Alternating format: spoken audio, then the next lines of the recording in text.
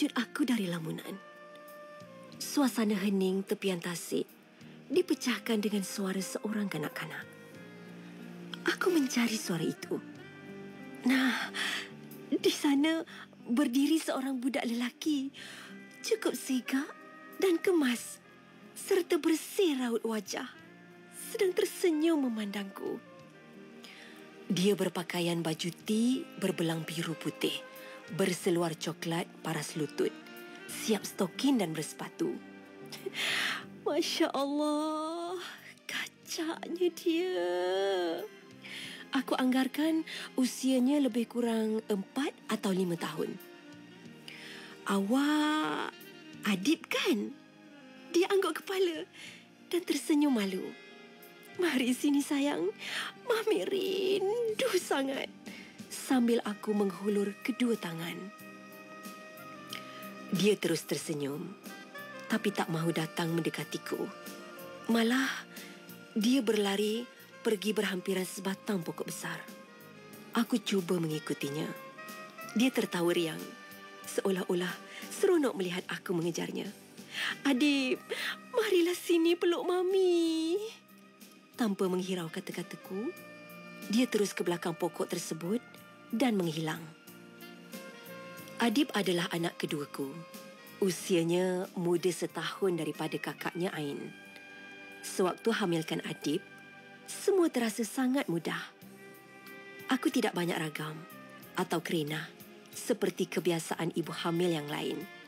Malah rasanya kali ini segalanya lebih mudah berbanding masa aku hamilkan kakak sulungnya dahulu. Masa itu kami masih tinggal di Perak. Suami selalu tiada di rumah. Sering belayar menjalani tugas menjaga perairan negara.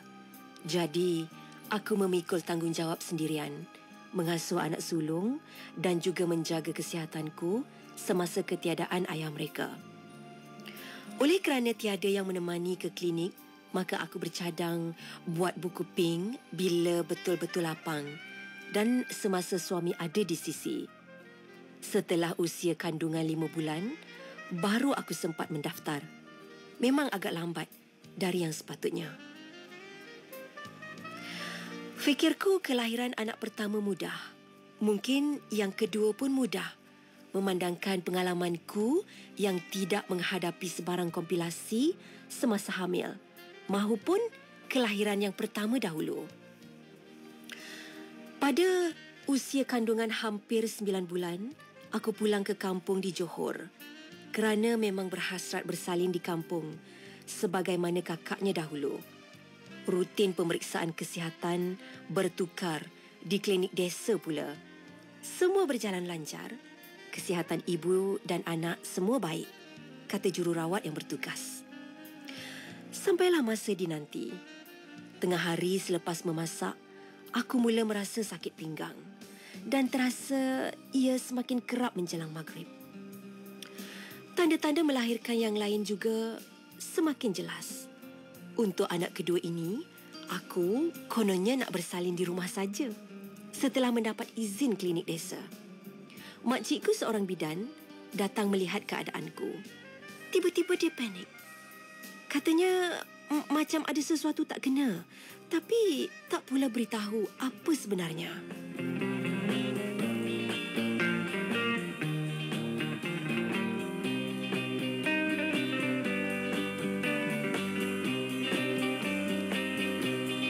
Buah hatiku sayang, aku rindu padamu seorang. Buah hatiku sayang, aku rindu padamu seorang. Siang malam terkenang, siang malam terbayang, wajahmu terbayang-bayang. Buah hatiku sayang, aku mimpikan di kau seorang. Buah hatiku sayang, aku mimpikan di kau seorang. Hati risau selalu, hati duka semata. Bilakah kau kembali kembali pulang. Aku rindu padamu, siang malam ku tunggu. Dunia rasa hampa, tidur pun tiada lena bila terkenang wajahmu tuan.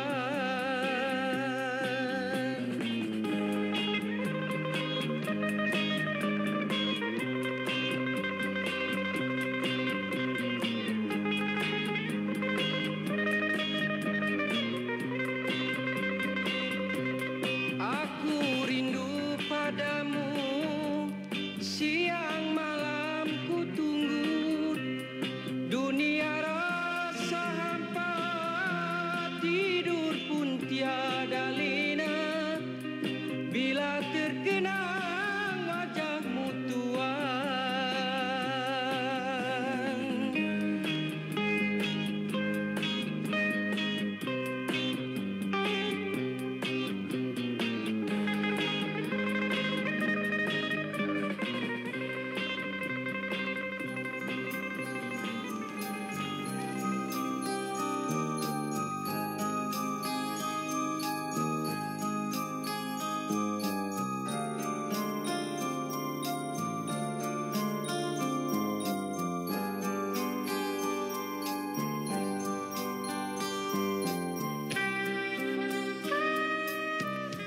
Ibu juga mula kelihatan runsing. Dalam menahan kesakitan, aku nampak ibu dan makcik serta kakak berbisik-bisik perlahan.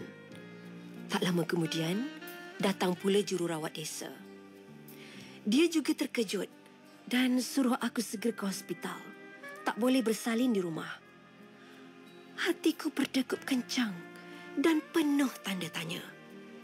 Malam itu juga aku dikejarkan ke hospital dengan diiringi tangisan puteri sulungku yang pada masa itu belum begitu mengerti.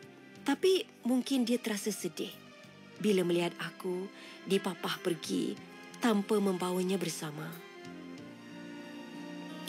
Sampai di hospital, aku menjalani beberapa pemeriksaan, termasuk melalui mesin imbas, dan sejurus itu juga dimasukkan ke bilik bersalin.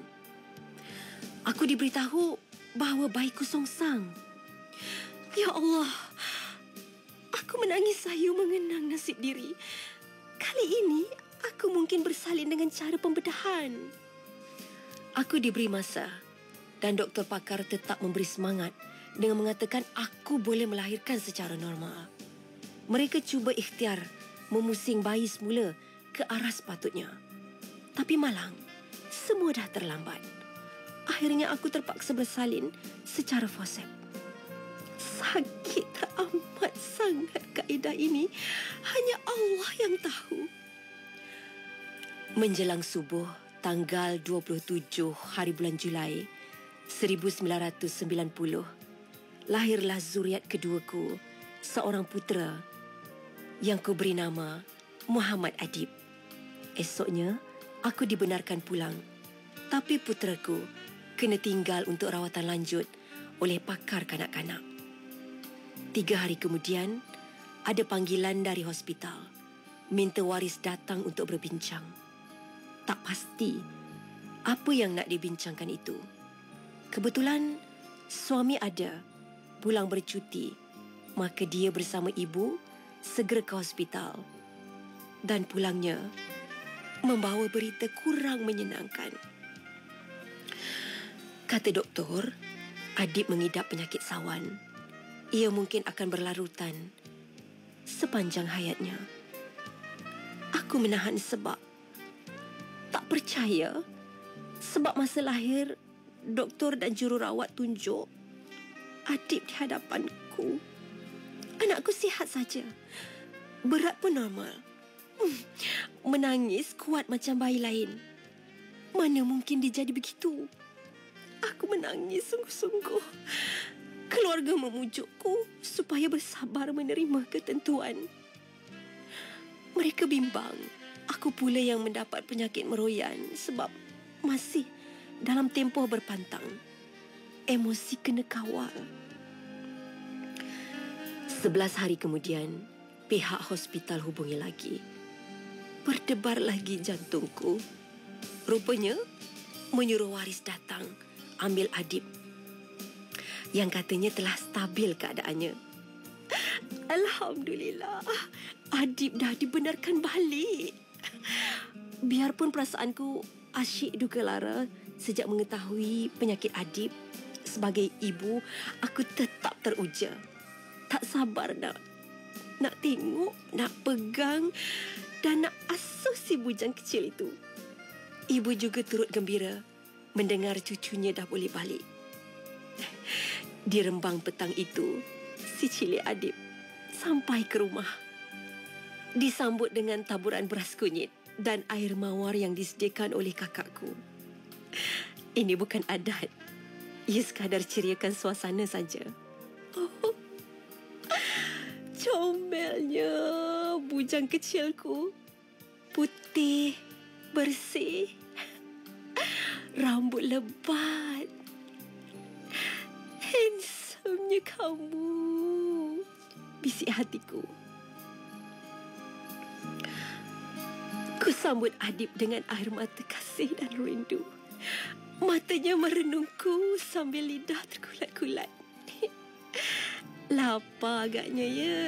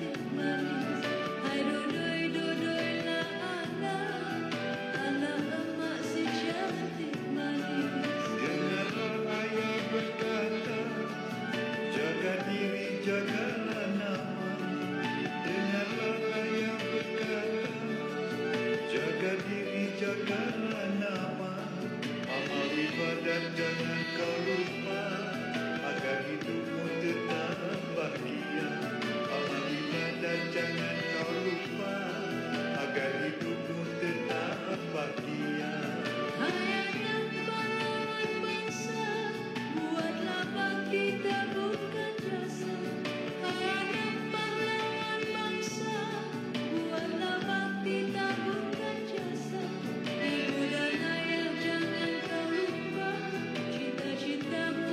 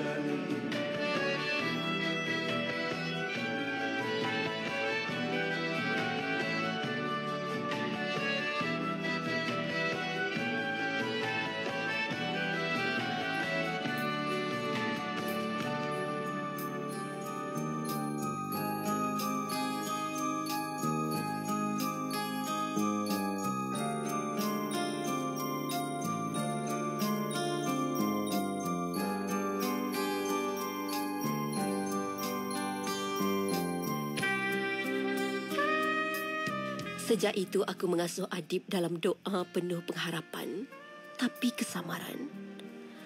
Adib menjalani hari-harinya sebegitu. Sekejap elok, sekejap sawan. Kadang sawannya sekejap saja. Terkadang lama pula.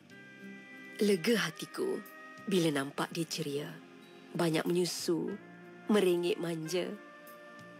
Dan kegelian bila digeletik kakinya. Berat pun bertambah. Tapi kembali luka hatiku bila sawannya datang lagi dan lagi. Ada kaedah doktor ajar untuk meredakan sawan tersebut supaya dia cepat sedar. Dan itulah yang aku lakukan setiap kali sawan menyerang. Sungguh penat.